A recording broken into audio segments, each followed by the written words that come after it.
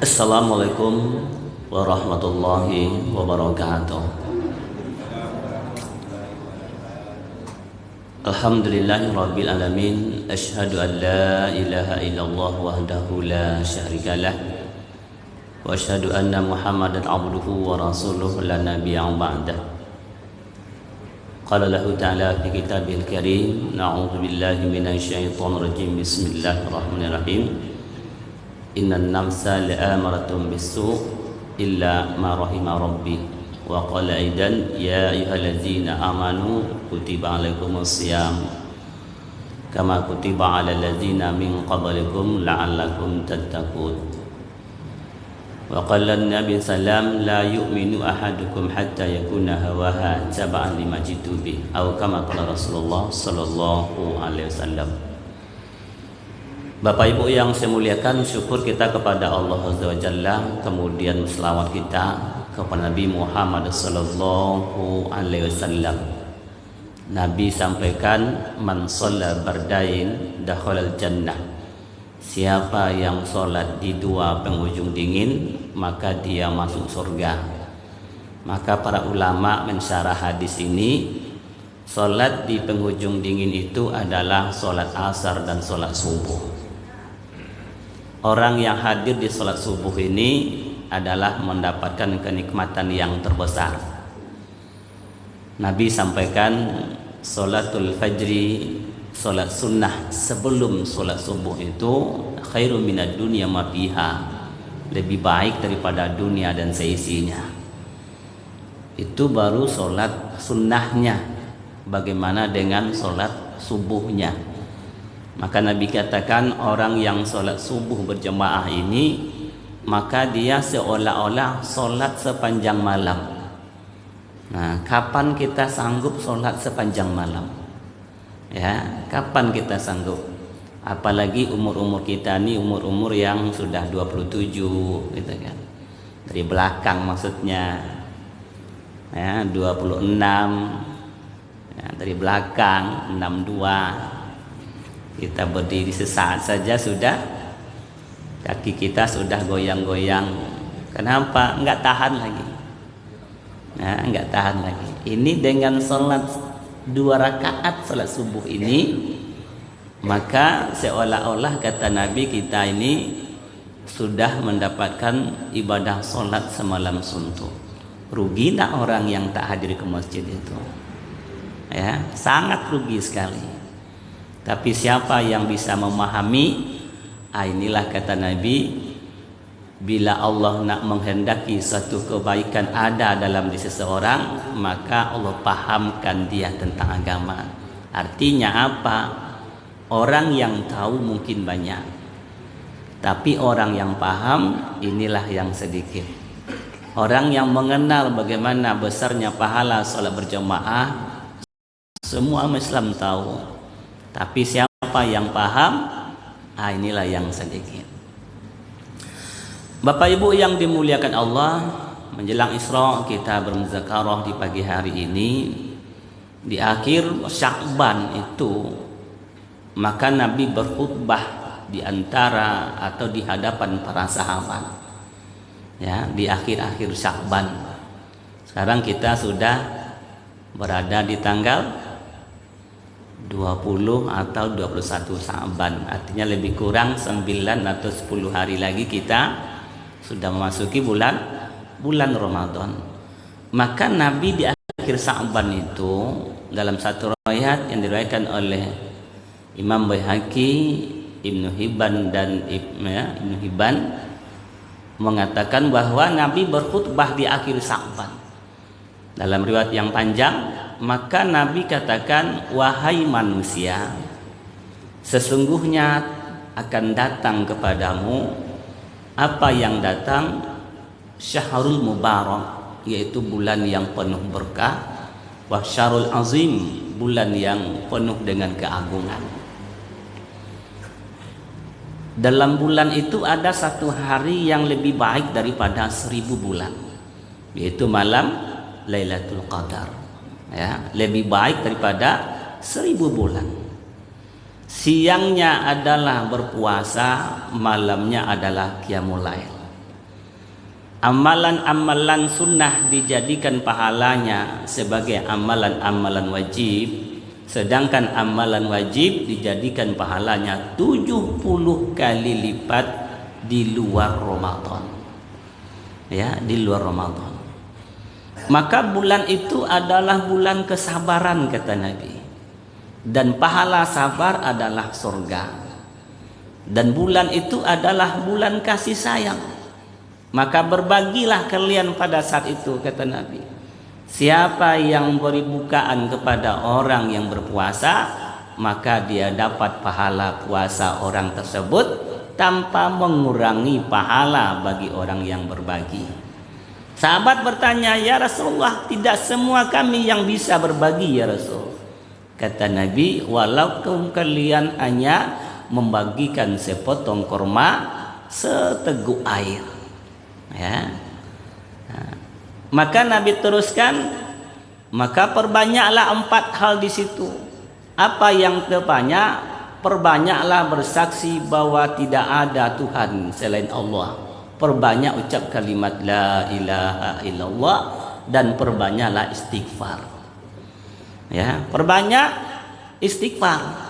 Kemudian perbanyak di situ apa yang kalian butuhkan kata Nabi. Apa yang kalian butuhkan, mintalah kepada Allah pada saat itu apa yang diminta agar kalian dimasukkan ke dalam surga. Dan minta juga kepada Allah agar kalian terhindar daripada api neraka. Bapak Ibu yang dimuliakan Allah, hadis ini walaupun para di antara ada yang mengatakan dhaif, ya, tapi para ulama sepakat bahwa hadis-hadis yang dhaif untuk fadail amal itu tidak mengapa. Artinya apa? Untuk memberikan motivasi dalam untuk beramal ini tidak masalah.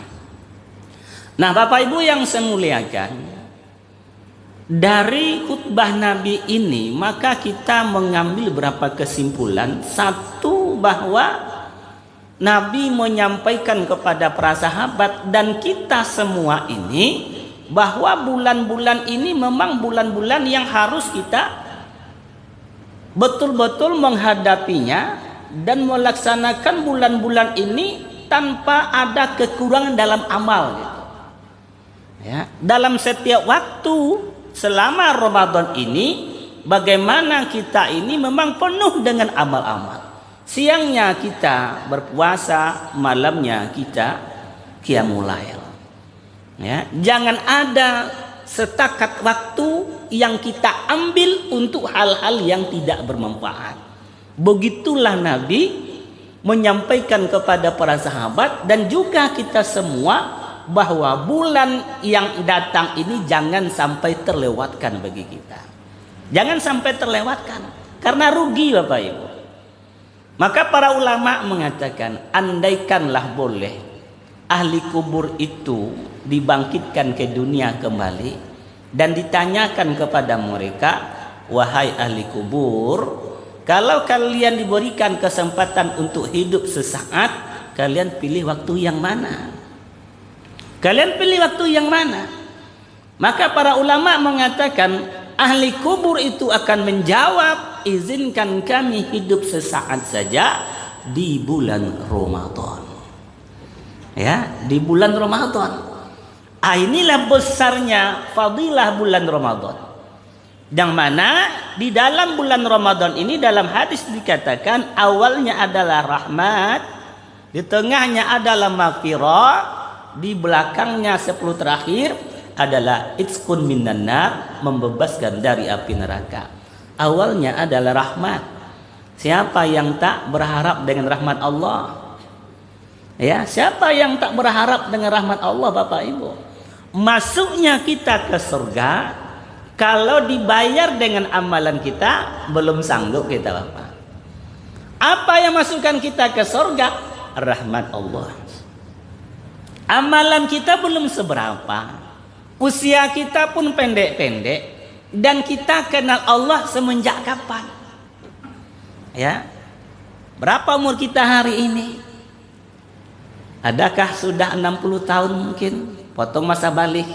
Berarti dikurang 15, 45. Nah, coba kita koreksi.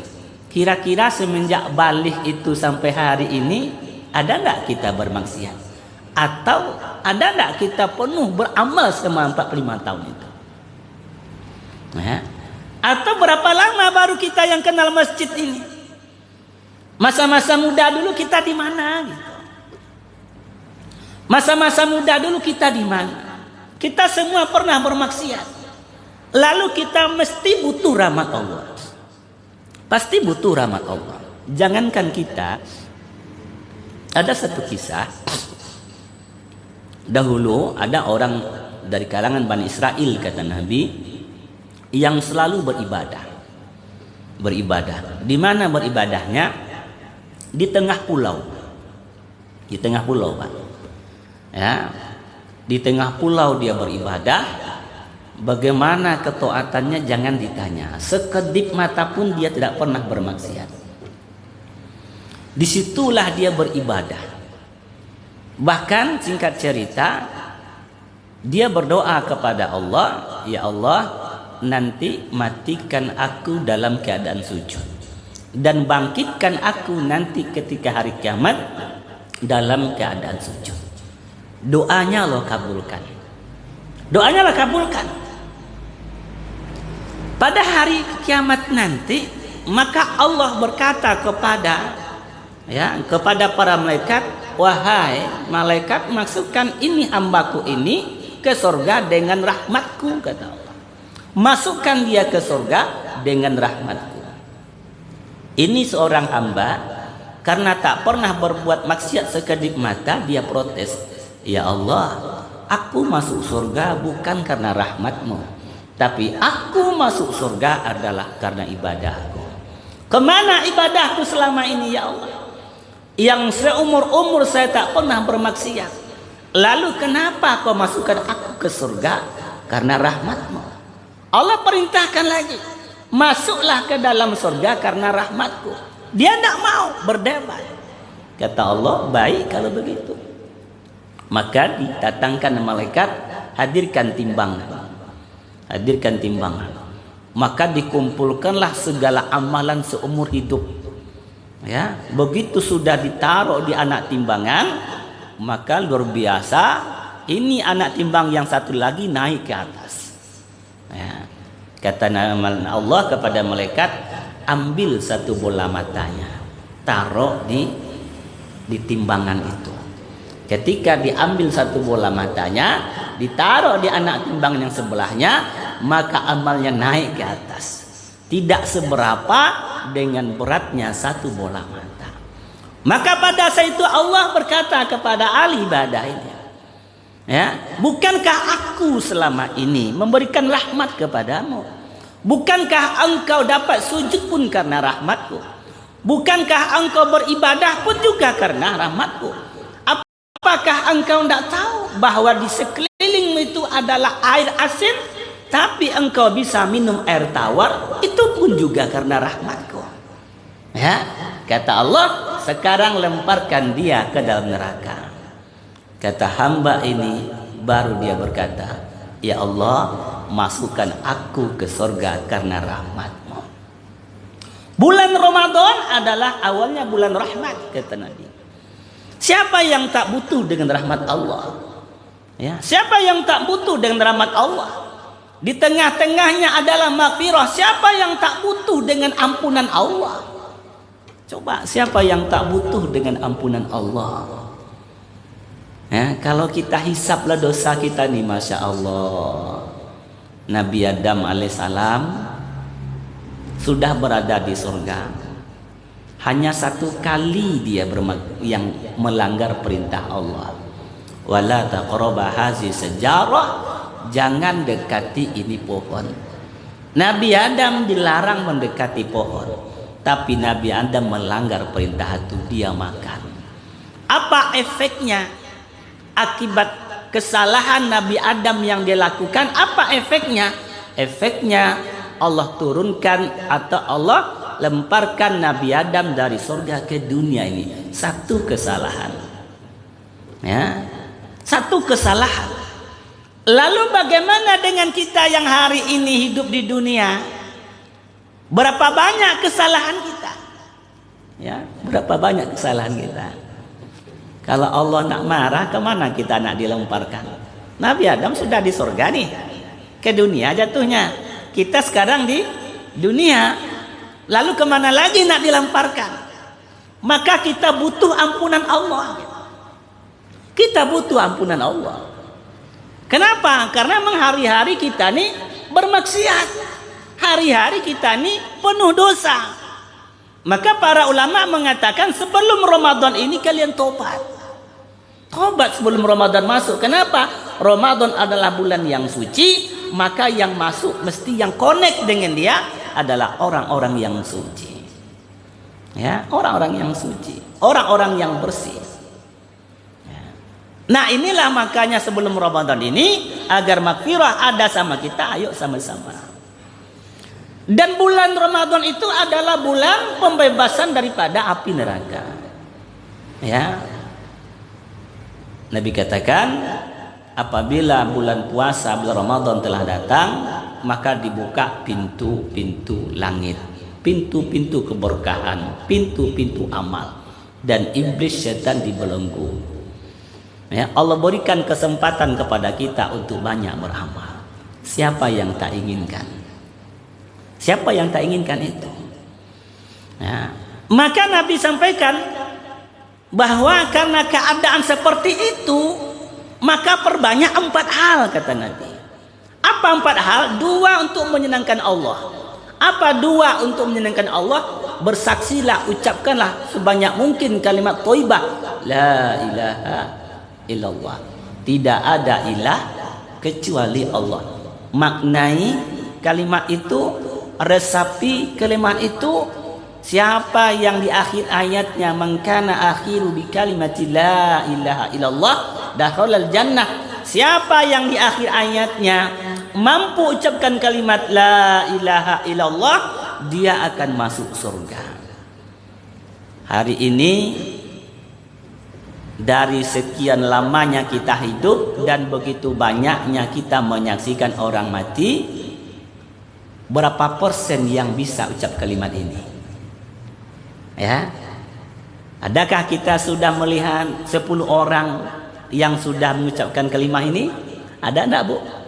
Di akhir hayatnya mati ucap kalimat la ilaha illallah. Ada Pak Ustaz di dalam TV, dalam TV menjalankan mati langsung pingsan, kalimat la ilaha langsung dibaca. Tak semudah itu. Orang hari ini ketika dia mati mengucap kalimat la ilaha illallah, orang heran apa amalannya? Apa amalannya gitu. Kenapa? Karena surga. Di zaman Nabi justru orang tak mengucap ini orang heran. Ya, hendak mengucap orang heran. Kisah yang sering kita dengar sahabat yang menjelang kematian tak mampu mengucapnya, apa kesalahannya? Kenapa? Karena kalimat itu betul-betul terhujam dalam diri kita. Dengan adanya ungkapan la ilaha illallah, tidak ada ilah kecuali Allah. Tidak ada yang maha kuasa, tidak ada yang maha hebat, tidak ada yang tempat bersandar, tidak ada yang tempat meminta illallah kecuali Allah. Maka semuanya adalah untuk Allah. Semuanya untuk Allah. Hari ini awak kan dalam menggeleng mangguk iya juga, dalam mangguk menggeleng iya juga, itu yang jadi masalah. Nah, ini masalah. Maknai kalimat itu, resapi maksudnya gitu. Itu kalimat nafi isbat. Menafikan segala kehebatan makhluk, tidak ada yang hebat kecuali hanya Allah. Menafikan segala pengharapan kepada makhluk, tidak ada pengharapan hanya kepada Allah. Benci-benci karena Allah, sayang-sayang karena Allah, memberi-memberi karena Allah, tak memberi pun karena Allah. Inna sholati wa nusuki wa mahyaya wa mamati lillahi rabbil alamin. Salatku, ibadahku, hidup dan matiku adalah untuk Allah. Maka orang yang memaknai kalimat itu, maka dia terasa kecil di depan Allah. Ya, ketika orang sudah merasa kecil, ndak obahnya, mereka itu seperti budak di hadapan tuannya. Bagaimana budak di hadapan tuannya? Budak di hadapan tuannya tak obahnya seperti panah dengan busur yang dipegang oleh pemanah. Ketika dipanahkan, kemana dia dipanahkan, situ berangkat. Maka budak ketika dipanggil dia datang, ketika disuruh dia pergi dia berangkat. Inilah budak, seorang hamba di hadapan Allah Azza wa Jalla. Hari ini ada tidak kita seperti itu? Ketika dipanggil kita datang, ketika disuruh berangkat kita pergi. Ada tidak? Hayya 'alas shalah. Siapa yang manggil? Siapa yang manggil? Ya. Nah, kita berazan Allahu Akbar, Allahu Akbar. Allah adalah maha besar. Semuanya Allah dahulukan, yang lain tinggalkan, dunia tinggalkan. Maka kita ikuti perintah Allah. Ketika azan berkumandang, di mana kita? Ya, di mana kita? Nah, inilah yang mesti terucap. Kita lisankan, kita resapi maknanya, ya, kita masukkan kebesaran dalam hati kita ini. Maka perbanyaklah baca-baca kalimat ini sekaligus meresapi dan memaknai. Masya Allah. Ya, maka para sahabat itu ketika mengucapkan kalimat ini mereka bergetar, Pak. Ya, artinya apa? Hari ini kita ucapkan kalimat itu tidak ada meresap, sehingga tidak ada pengaruh pada sekeliling. Dulu para sahabat ketika mengucapkan kalimat itu besar pengaruhnya. Besar pengaruhnya. Nabi Musa tanya kepada Allah, ya Allah, tolonglah aku beri amalan yang khusus yang tidak ada pada orang lain. Kata Allah, wahai Musa, bacalah kalimat la ilaha illallah. Kata Nabi Musa, ya Allah, itu semua sudah baca. Aku yang khusus mauku ya Allah. Kata Allah, wahai Musa, itulah yang paling terbesar. Kalau kau taruh di satu timbangan 7 lapis langit, 7 lapis bumi, kemudian kau taruh itu kalimat di sana timbang lain, maka 7 lapis langit, 7 lapis bumi tidak akan ada arti apa-apa dengan kalimat itu. Kalimatun haqqin 'alaiha nahya wa 'alaiha namut wa 'alaiha biha insyaallah. Nub'atsu insyaallah. Dengan kalimat itu kita hidup, dengan kalimat itu kita mati, dan dengan kalimat itu kita nanti dibangkitkan di hadapan Allah Azza wa Jalla. Maka surga akan di tangan kita. Surga di tangan kita. Maka perbanyaklah ucap kalimat la ilaha illallah. Apalagi yang diperbanyak yang menyenangkan Tuhan kalian, kata Nabi, apa? Perbanyaklah istighfar seperti yang kita katakan tadi. Kita butuh ampunan Allah, Masya Allah. Dan istighfar ini adalah media solusi dari masalah. Melazima istighfar, siapa yang melazimkan istighfar, kata Nabi, ja'alallahu lahu, Allah jadikan baginya apa? Min kulli dikin makhraja. Allah jadikan solusi daripada semua masalah-masalahnya. Ya. Wa min kulli hamin faraja, dan Allah menjadikan ini untuk mengeluarkan seseorang daripada kesulitan-kesulitan hidupnya. Wa razaqahu min haitsu la yahtasib, dan Allah akan berikan rezeki yang pintunya Allah sendiri yang tahu, tak terduga entah dari mana. Ya. Berapa? Maka Nabi perintahkan, ya ayuhan nas, tubu ilallah. Wahai manusia, bertobatlah kepada Allah, perbanyaklah istighfar. Fa ini atubu ilallah fil yaum mi'atul marrah. Sesungguhnya aku dalam satu hari, kata Nabi, beristighfar 100 kali. Awak berapa kali? Inilah yang dikatakan Nabi. Kemudian apa lagi? Mintalah apa nak diminta. Karena bulan ini adalah bulan maghfirah, bulan doa-doa dikabulkan. Nabi sampaikan la salasatun la turaddu. Ada 3 doa yang tidak akan pernah ditolak. Apa dia? Satu adalah orang yang berpuasa sebelum dia berbuka. Momen meminta kepada Allah. Apa nak diminta? Mintalah agar kita dimasukkan ke surga Allah. Dan mintalah agar kita terlepas daripada neraka Allah. Masya Allah. Kalaulah sempat kita ini masuk neraka, yang teringan malah, yang teringan, bukan yang terberat. Kalaupun 1 hari saja, 1 hari akhirat berapa tahun? 500.000 tahun, ya, 1000 tahun. 1 hari akhirat 1000 tahun. Nah, 1000 tahun 1 akhirat. Mana orang yang hidup 1000 tahun hari ini? Ya, kalau sempatlah kita masuk, na'udzubillah min dzalik. Nah, Bapak Ibu yang dimuliakan Allah, maka Nabi sampaikan bulan ini adalah bulan kesabaran dan bulan kasih sayang. Artinya apa? Bagaimanapun beratnya di dalam bulan Ramadan ini, jangan sampai bulan Ramadan ini menjadikan kita tidak beramal dalam Ramadan ini. Jangan kita di Ramadan ini memanjakan badan, memanjakan nafsu gitu. Karena kalau kita lihat sejarah, bulan Ramadan ini bukan bulan bersenang-senang. Bulan Ramadan ini adalah bulan yang bermujahadah, bulannya bersusah payah, bukan bulannya bersenang-senang. Beda awak kini. Awak kini bulan Ramadan bulan senang-senang, memuaskan nafsu. Alun jadi Ramadan baju rayu lepasan dulu. Alun jadi Ramadan baju rayu lepasan dulu, Pak. Aku rayu lepasan dulu. Menyenangkan hawa nafsu. Bulan Ramadan sejarahnya kalau kita baca bukan bersenang-senang. Perang Badar kapan terjadinya? Bulan Ramadan. Tanggal 17 Ramadan itu. Perang Uhud persiapannya juga di bulan Ramadan. Penaklukan kota Mekah juga terjadi pada bulan Ramadan. Perang Qadisiyah juga terjadi pada bulan Ramadan. Banyak peperangan yang terjadi pada bulan Ramadan. Kira-kira perang itu senang enggak?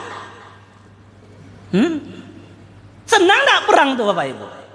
Senang enggak perang, Bu? Awak mencari orang bakaja-kaja jelat diang awak jantungan gini kan. Ini perang membawa senjata, nyawa tantangannya itu terjadi pada bulan Ramadan. Hari ini kita Masya Allah, kadang-kadang dek jago sahur, puasa ndak lo talo.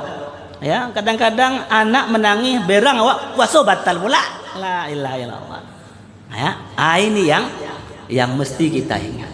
Kemudian apa? Ramadan ini adalah bulannya kasih sayang.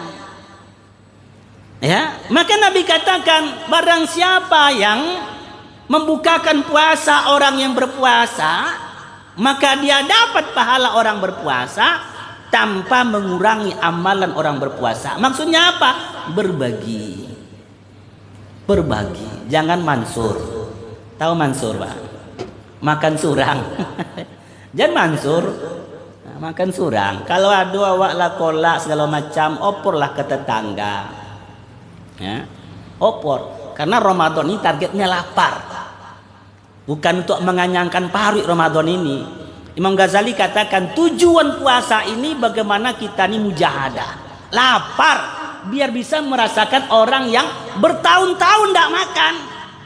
Kita hanya 1 bulan mengundurkan dan memajukan makan saja. Orang bertahun-tahun dalam keadaan mikirkan makan. Apalah kau makan beko? Ndak dapat siang makan. Zuhur, asar kadang-kadang ndak lo dapat makan. Kalaupun dapat makan itu apa adanya. Bertahun-tahun orang melakukan. Awak sebelum dalam 2 bulan, 1 bulan enggak. Ya.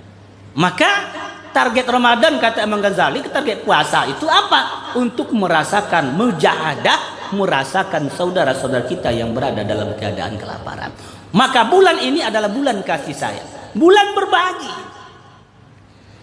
Sahabat itu Masya Allah dalam bulan berbagi ini ya luar biasa. Kalau sahabat, kalau kita belum sanggup barangkali, saya lah belum sanggup. Tapi kalau sahabat Nabi Masya Allah berbaginya, banyak kisah yang kita dengar. Nabi kedatangan tamu, mengadukan dalam keadaan lapar. Kebiasaan Nabi ini, kalau dia tidak ada nak diberikan maka dilelang. Kata Nabi, saya punya tamu, siapa yang bisa memberikan dia makan malam hari ini? Maka nunjuklah salah satu sahabat Ansar, saya Rasulullah. Saya Rasul. Ya, dibawa pulang. Nah, kisah sudah sering sampaikan. Ditanya, ada enggak makanan? Sama istri tanya, ada tapi sedikit untuk anak kita pula. Kita enggak ada untuk makan di sana. Nah, ini tamu Rasulullah nih saya bawa. Jangan sampai kecewakan tamu Rasulullah. Jangan sampai kecewakan tamu Rasulullah. Tamu Rasulullah jangan sampai kecewakan. Kalau tamu saja bagi sahabat tidak boleh ngecewakan, bagaimana kalau amalan Rasulullah yang kita kecewakan? Ya. Tamu Rasulullah saja dia takut mengecewakan. Jangan kecewakan tamu Rasulullah. Ya. Kalau saya bukan tamu Nabi yang dikecewakan. Kadang ajaran Nabi yang kita tinggalkan. Betapa jauhnya kita dibandingkan dengan para sahabat. Jangan kecewakan tamu Rasulullah. Lalu bagaimana caranya? Kata istrinya, sekarang kau matikan lampu, hidangkan makanan, tidurkan anak kita, ya. Nanti ketika mau makan matikan lampu. Setelah itu kita pura-pura makan. Setelah ini sahabat Nabi kenyang, selesai makannya, hidupkan lampu. Talok tidak ada model itu. Awak lu talok lewat. Begitulah iman nama sahabat itu. Ya, mengutamakan apa yang dimau Rasul. Dalam satu peperangan, 3 orang sahabat yang sudah kritis, datanglah saudaranya bawa minuman. Ya, datang saudara minuman. Maka ketika dia lihat saudaranya dalam kehausan, merintis dalam keadaan sekarat, maka dia bilang, kamu butuh air? Iya, saya butuh air.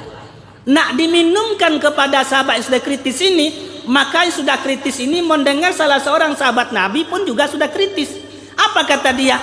Itu lebih dahulukan dari saya.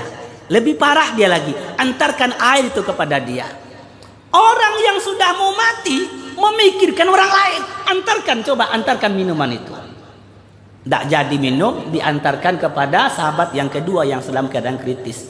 Kamu butuh air? Iya, saya butuh air. Nak diminumkan. Ketika nak diminumkan, kedengaran sampingnya ada sahabat yang dalam keadaan merintis kesakitan, dalam keadaan kritis. Apa kata sahabat yang kedua ini? Tolong yang sana dahulukan. Dia lebih parah daripada saya. Maka ini orang yang membawa air pergi kepada orang yang ketiga. Begitu sampai sama orang yang ketiga, dia sudah syahid. Balik kepada orang yang kedua, dia pun sudah syahid. Balik kepada orang yang pertama, dia pun sudah syahid. Masya Allah. Beginilah keadaan sahabat dalam keadaan berbagi. Ya, yang hari ini kita belum sampai ke sana. Enak begitu lah. Sampai sekarang belum selesai juga lagi masjid kita. Pembayaran tanah segala macam belum selesai. Kenapa? Karena kita belum sampai ke tahap ini. Ya, sampai ke tahap ini. Kalau sahabat Nabi itu seolah-olah mengatakan kepada Rasul, ya Rasulullah, inilah diriku. Ya Rasulullah, inilah waktuku. Ya Rasul, inilah hartaku. Kau gunakanlah semaumu. Seolah-olah bahasanya seperti itu. Nah, kalau kita kan alun lah, iko alun ada lebihnya kau mah tunggulah dulu gitu kan. Iko alun ada lebihnya lah, tunggulah dulu. Alhamdulillah ini masih mendingan. Kalau masjid-masjid lain bingung untuk mencukupi keperluan Ramadan saja bingung. Ya, bingung macam mana Ramadan masuk. Masya Allah, inilah dia berbagi. Nah, Bapak Ibu yang dimuliakan Allah, maka Imam Ghazali mengatakan puasa ini 3 tingkatan. Ya, puasa ini 3 tingkatan. Yang pertama, puasanya orang umum, orang awam. Apa puasa dia? Sekedar menahan makan, minum, syahwat, segala yang membatalkan puasa. Dia majukan sarapan pagi menjadi sahur, dia akhirkan ya makan siang menjadi maghrib. Nah, itu aja, sekedar menahan lapar saja. Nah, tapi rata-rata orang yang seperti ini kebanyakan justru ketika dia berbuka maka dilepaskan. Ya, makan sahur didobol. Awak kopi ndak 2 kali kopi pagi. Ya, yang merokok di labian merokok dulu. Ndak bisa merokok lagi. Tapi ketika begitulah maghrib berbuka, di lapehan saja. Maka kemarin kita katakan di sini Nabi hanya 3 korma untuk berbuka, air putih. Awak bara salalawaknya. Salalawak 10 habis, bakwan 5, lontong sekian, lotek masuk, kolak masuk. Saduan lain. Semuanya habis yang di atas meja itu. Maka sekarang kita mengurangi makan begitu kan. Mengurangi belanja. Tapi mana yang banyak pengeluaran kita di bulan Ramadan atau di dalam Ramadan pengeluaran pembiayaan yang banyak? Mana yang banyak pengeluaran kita? Di Ramadan atau di luar Ramadan? Di Ramadan pengeluaran kita yang banyak gitu. Bukan di luar Ramadan, di dalam Ramadan pengeluaran kita nih yang banyak. Padahal kita nih puasa. Tapi kenapa kita ini di dalam Ramadan pengeluarannya banyak? Itu tadi tuh. Laya dojo di pasar tuh berkeliling. Tiba dah meja saja. Tiba dah meja saja. Habis. Padahal kata seorang ulama Yahya Ar-Razi mengatakan, perangilah nafsu kalian dengan lapar, dengan sedikit makan, dengan sedikit tidur. Kita sedikit makan juga, cuma tambah satu lagi katanya, sedikit-sedikit makan. Itu aja bedanya. Kalau para sahabat sedikit tidur, kalau kita sedikit-sedikit tidur. Akhirnya puasa tidur semua. Ini dia. Puasa orang awam hanya sekedar menahan lapar, sekedar menahan haus. Nabi katakan, kamin so'imin laisa lahu min siyami illa ju' wal atos. Banyak manusia yang berpuasa tapi yang dia dapat hanya rasa lapar dan haus saja. Hati-hati kita. Janganlah sekedar hanya menahan lapar, menahan haus. Kalaupun kita hanya setakat itu, berbuka janganlah ngancam. Janganlah ngancam nak berbuka. Awas kau ya. Tadi siang selalu kau tidak bisa dembat, kini habis. Janganlah seperti itu. Bagaimana kita menahan nafsu yang lain? Nah, yang kedua, tingkatan puasa ini apa? Tingkatan puasa ini adalah bagaimana mereka mampu menahan fisik mereka daripada maksiat. Tidak ada kemaksiatan mata, tidak ada kemaksiatan lisan, tangan, dan yang lain. Ingat Bapak Ibu, salah satu penyebab orang yang muflis, apa itu muflis? Orang yang bangkrut di akhirat adalah karena lisan. Karena lisan. Orang yang bangkrut di akhirat adalah karena lisan. Kenapa karena lisan? Ada gibah di sana, ada fitnah di sana, ada apa lagi? Banyak. Mencaci, memaki dan segala macam. Maka hindari ini. Karena bisa menyebabkan orang bangkrut. Orang bangkrut. Ini orang tingkatan puasa. Yang ketiga apa lagi? Ini yang hebat. Dia sudah mampu menahan mata, maksiat segala macam. Ada lagi apa dia? Menahan segala keinginan, pikiran daripada selain Allah. Tidak ada lagi dunia. Ini para nabi tingkatannya. Minimal kita pada tingkatan yang kedua. Pada tingkatan yang kedua. Maka para ulama menganjurkan kepada kita apa agar puasa kita minimal sampai pada tingkat yang kedua. Satu, ketika sahur dan berbuka jangan ngancam. Jangan didobol sahurnya. Kata Imam Ghazali tadi kita katakan bahwa target puasa itu apa? Nak merasakan lapar. Maka jangan banyak makan, jangan banyak tidur. Kawan tak terasa lapar makan den. Awak kau tak terasa lapar puasa. Tiyo mah terasa puasa lapar. Kerja lalu saya. Lanjala maghrib baru jago. Mana ada terasa? Itu puasa ular namanya tuh. Tahu puasa ular? Ular tuh kalau sudah makan dia. Ular tuh kalau sudah makan dia tidur. Kalau ada orang puasa sudah makan tidur.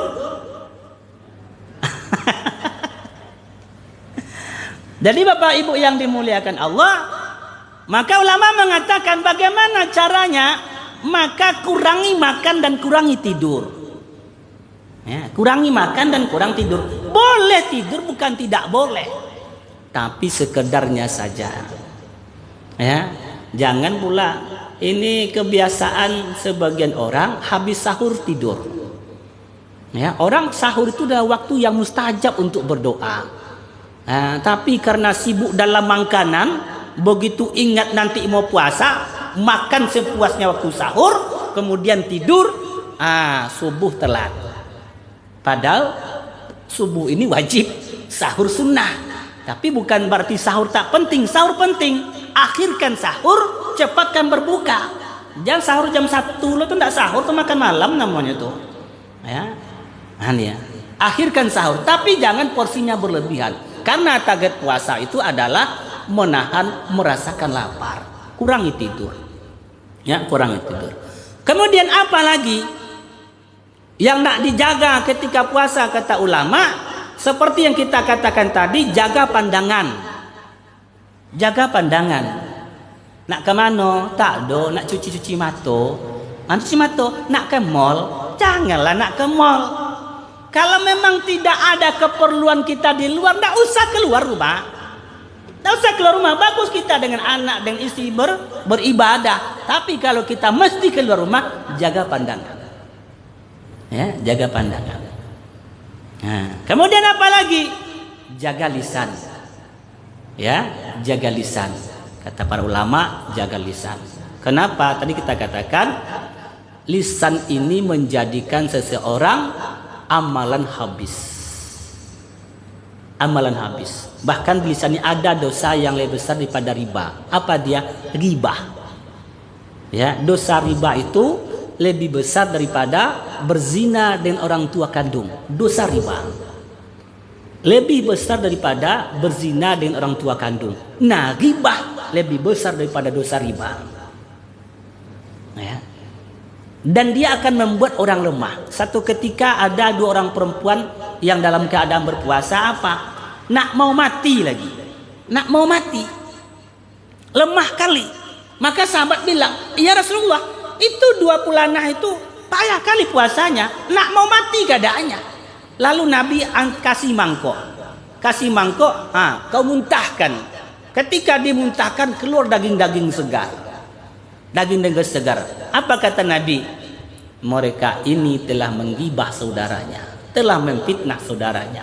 Dia sama dengan memakan daging saudaranya, membuat orang lemah. Maka hindarilah. Kadang-kadang kan awak nak lengah-lengah puasa, ngumpul-ngumpul pula sama tetangga. 1 kalimah betul, 2 kalimah, 10 kalimah. Ini masalah. Ada orang yang sudah dekat ke surga kata Nabi, berapa jarak? 1 hasta. Berapa 1 hasta? Nih sampai ke sini. 1 hasta. Berapa dekatnya ke surga?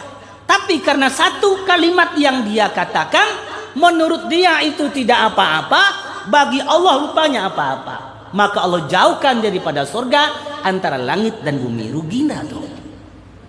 Rugi. Ya. Kemudian apa lagi nak perlu kita ingat?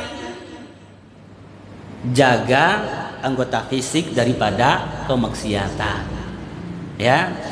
Jaga anggota fisik pada kemaksiatan. Yang terakhir, jaga pemikiran, keinginan, ideologi. Ya, ini katakan tingkat orang yang khawas berkhawas itu, yang di atas itu pemikirannya untuk Allah saja. Hati-hati dengan keinginan dan ide-ide. Pernah ingat cerita Nabi Ibrahim yang dilemparkan ke dalam api? Orang Namrud dan seluruh orang-orang Namrud itu bingung karena api begitu besar, bingung nak memasukkan. Bagaimana caranya nih? Maka ada 1 orang yang punya ide, namanya Haizan. Ya, 1 orang yang punya ide, ditafsir katakan namanya Haizan. Nah, apa idenya? Bikin ketapel. Ide dia Pak, ini ketapel pertama yang dibikin oleh Haizan ini. Bikin ketapel.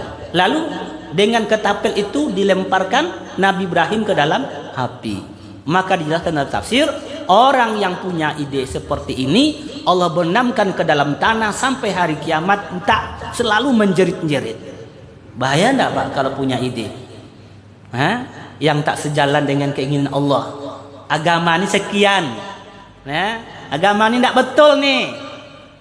Agama ini kalau nak maju negara bangsa ini tinggalkan agama. Padahal Allah katakan walau anna ahlal qura amanu wattaqau lafatahna alaihim barakatim minas samai wal ard walakin kadzabu fa akhaznahum bima kanu yaksibun. Andaikanlah penduduk bumi ini, kampung ini beriman kepada Allah dan bertakwa kepada Allah, Allah turunkan keberkatan dari langit, Allah keluarkan keberkahan dari bumi. Ada enggak buktinya? Ada. Zaman Nabi, sebelum zaman Nabi juga ada. Apa itu? Itu penduduk Sabah. Bagaimana kehebatan penduduk Sabah? Ada enggak orang sekarang yang hebat dalam pertanian, tahu kapan buah jatuh? Enggak. Zaman Sabah itu ketika dia taat bagaimana? Nyamuk pun tidak ada dalam ladangnya. Dalam ladang nyamuk tidak ada. Lalat tidak ada dalam kebun. Logikanya tuh. Masa nyamuk lalat tidak ada dalam kebun? Tapi karena ketaatan penduduk Sabah seperti itu. Bahkan Allah berikan dia luar biasa. Dia tahu kapan buah jatuh. Ini umpama pokok mangga. Ya, pokok mangga. Dia hanya membawa keranjang di punggungnya. Kemudian berdiri di bawah pokok mangga. 1, 2, 3. Berdiri di pokok ini, jatuh buah. Selesai, pergi ke sana pokok lagi, jatuh buah. Selesai, pergi lagi, jatuh buah. Sampai penuh keluar. Ada enggak ilmu yang hari ini yang seperti itu? Kehebatan sebagaimana kaum Sabah. Tapi ketika mereka ingkar kepada Allah, hanya dengan tentara Allah yang menurut manusia tidak akan apa-apa. Apa dia? Cuman tikus saja. Apa tikus? Sabah itu punya bendungan. Ya, Sabah itu punya bendungan yang mendatangkan air. Maka datanglah tikus melubangi bendungan itu. Ketika air hujan datang, air bah besar, sehingga bendung itu tak sanggup menampung air, roboh dan menghancurkan tanaman dan peternakan yang luar biasa. Setelah itu Allah tumbuhkan kayu-kayu yang rasanya pahit, tak ada arti sama sekali. Ya, jangan ide yang menantang Allah, ide yang mengikuti Allah dan Rasul. Ini contohnya Haizan. Dalam kisah dikatakan seorang yang bernama Haizan nanti dari zaman Namrud itu Allah benamkan ke tanah, ke dalam bumi sampai hari kiamat. Mau enggak seperti itu?